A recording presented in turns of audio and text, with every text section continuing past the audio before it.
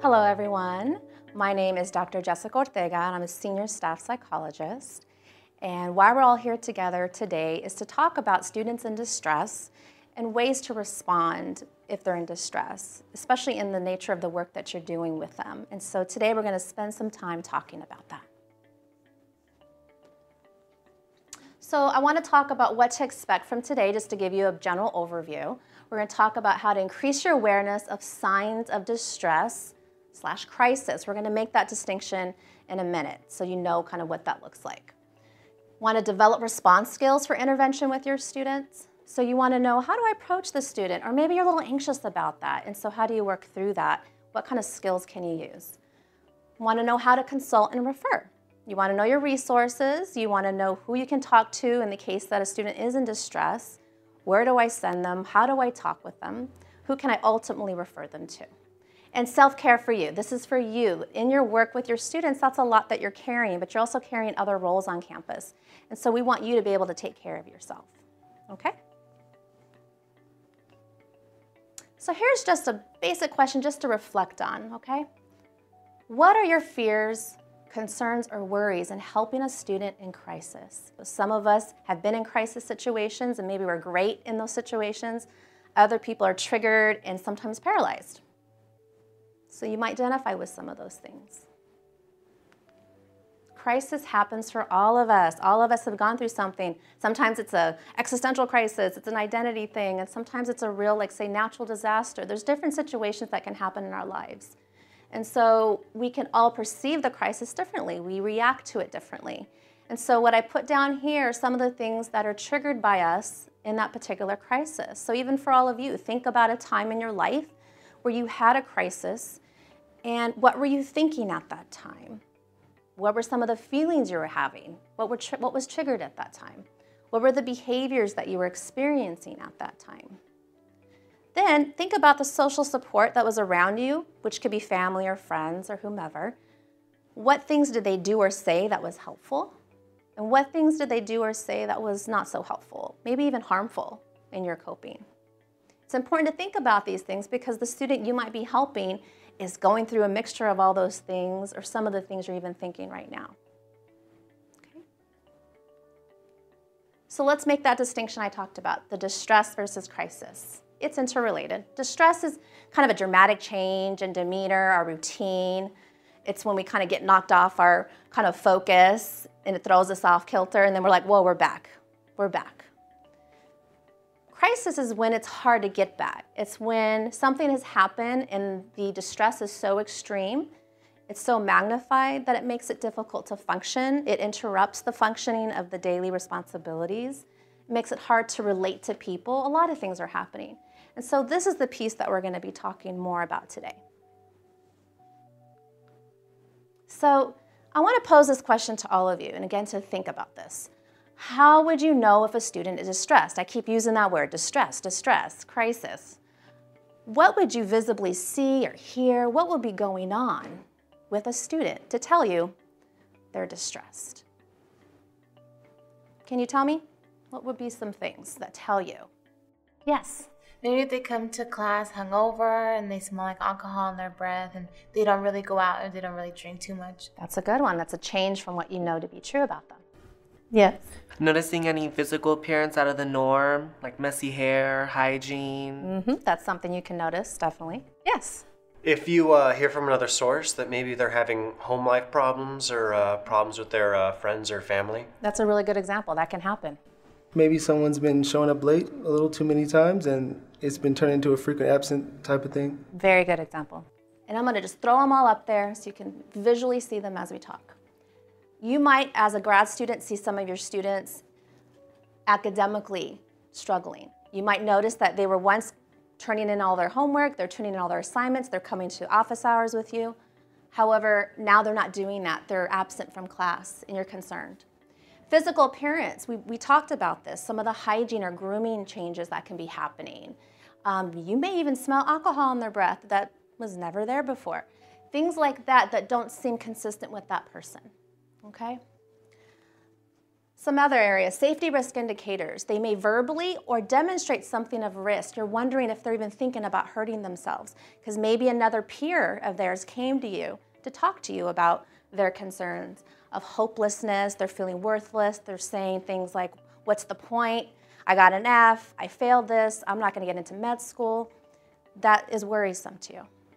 And some of the psychological indicators, sometimes the student might come directly to you or via another peer and say some things about some personal distress that's going on, maybe in their family, maybe they lost a parent, maybe they lost a dear close friend. There's something going on that's saying there's some distress.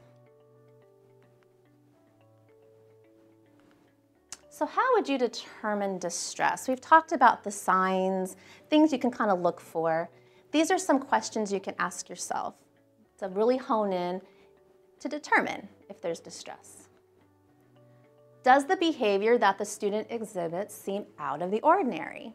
We kept looking at distress versus crisis, right? Do we notice anything that's shifting in what's ordinary from what you've seen in that student? Does the behavior place anyone, including the person in question, in a life-threatening situation? This might be clearer, right, if it's life-threatening. It's something that we might know the reaction to. Let's call the police. Is the behavior that the student is exhibiting getting worse, less frequent? Is it better? Again, noticing those changes. And do you believe that it's appropriate for you to deal with the particular problem, or is it probably beyond what you can handle?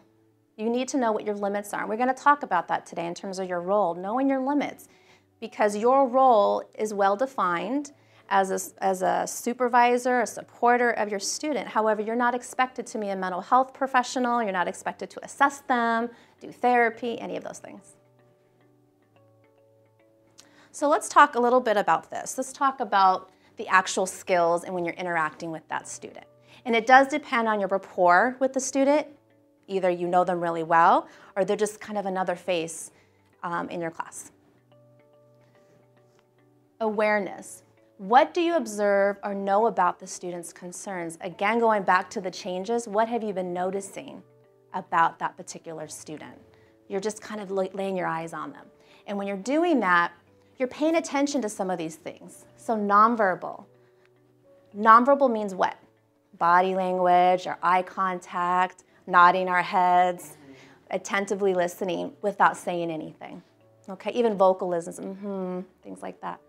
But we're paying attention if it's in the construct, in the environment of you teaching them or supervising them, you're in a lab with them, maybe they're not paying attention as much, maybe they're slouched over, they're falling asleep, things that you didn't notice before.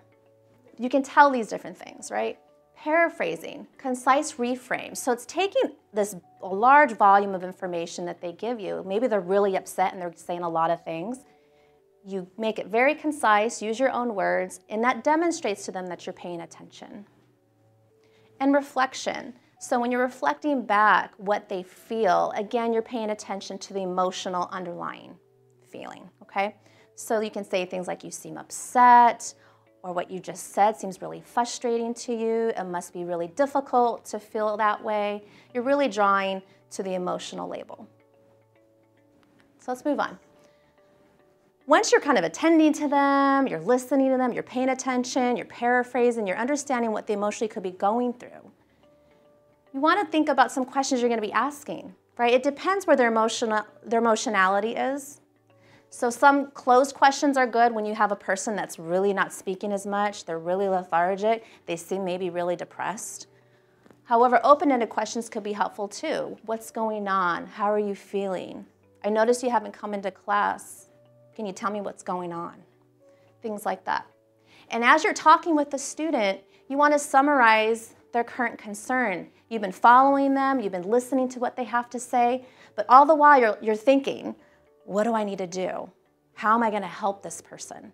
So you're gathering information. That's your central job, is just to gather information, and you want to facilitate possible solutions. And we say facilitate because that comes across as collaboration. We want to collaborate with our students. We want them to feel empowered to make decisions for themselves. So what is your role? So with that, let's talk about these. Listen. Yes, we listen auditorily, but we want you to be empathic and learn to kind of talk with the student, normalize, okay, I hear what you're saying is important and it matters. Let's see what we can do about that. Use let's language, talking as a we, so it feels collaborative. Normalizing, you want to reassure the student that college students go through a lot of different things. And actually, the people that go to the counseling center or seek help from a professional, it's for a lot of different reasons. So you can normalize. They go in for relationship issues. They go in for things related to academics, changing majors, all kinds of things. And so it helps normalize why you would go to the counseling center or somewhere for help. It doesn't have to be the counseling center. It could be just someone that's a professional. Setting limits is important in your role. So when you're setting limits, when you start feeling like this is too much for me, that should be your sign that I'm going beyond my role and I need to talk to somebody about helping me with this. You want to think about your different areas of support on the campus, which leads to the next one, consulting and referring. You want to know when to consult and when to refer and who those people are. So know your resources on the campus or know someone who does know the resources. Maybe this is your first year as a grad student and you're still trying to figure things out for yourself. So you're like, whoa, I'm supposed to help them get to the right resources when I'm still trying to learn them. Go to your immediate supervisor, talk to maybe your faculty, your dean, whomever that person is that can help guide you through the process. You also want to destigmatize what accessing help looks like. For some students, going to a counseling center or even student health center, whomever it is on a campus where there's some stigma or taboo attached to it, and that could be based on how they were raised, some cultural nuances, maybe in their culture and their family, you would be in trouble. You would get in trouble if you talk about anything related to a private concern. So there might be some real reasons. So I always say when you destigmatize, you want to talk with your student about what are some of the obstacles and some of the barriers that they're experiencing for why they won't go to the counseling center. What are they fearful of? That might open up some opportunities for you, okay? And also self-care, we've talked about this. Self-care, taking care of yourself, being aware of what your limits are is self-care. Knowing when to connect with resources is self-care. Knowing what you need to do to replenish and revitalize yourself after you've been working with someone and talking with a student that's in distress. That's really important. So making a referral, what that looks like. We keep saying this, but I'm going to keep saying it to the very end, is knowing your resources. Yes, all campuses are different, and so you need to know where they're at, what are the contact numbers, the locations, okay, our office hours.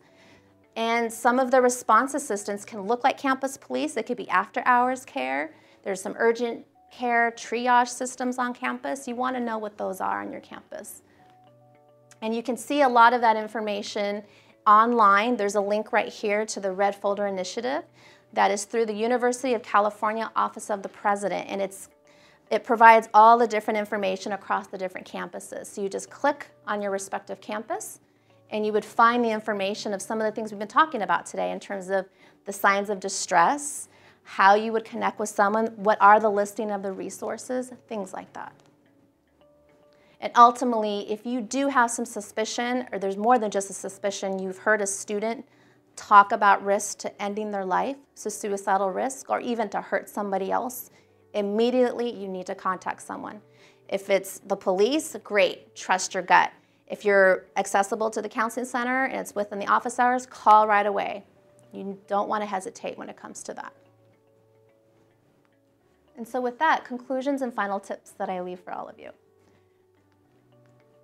One, hopefully you walk away with this knowing you're not doing therapy.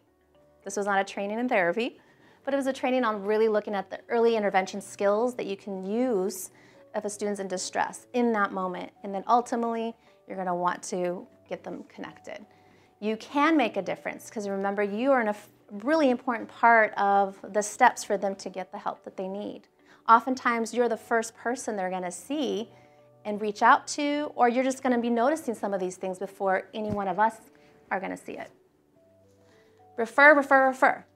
That's what we want you to do. Refer. Gathering information, knowing what's going on, and connecting the student with the appropriate resource. And can't forget about you, your self-care, and I've been talking about that. Don't forget about that. And so with that, I want to thank all of you for being here, being so attentive. If there's any questions you might be having, feel free to contact me or anyone at your respective campuses, or definitely connect with your mental health professionals on your campuses. Thank you so much. For more information about mental health services offered on your campus and training for graduate research and teaching assistants, contact Counseling and Psychological Services at 949-824-6457 or visit our website.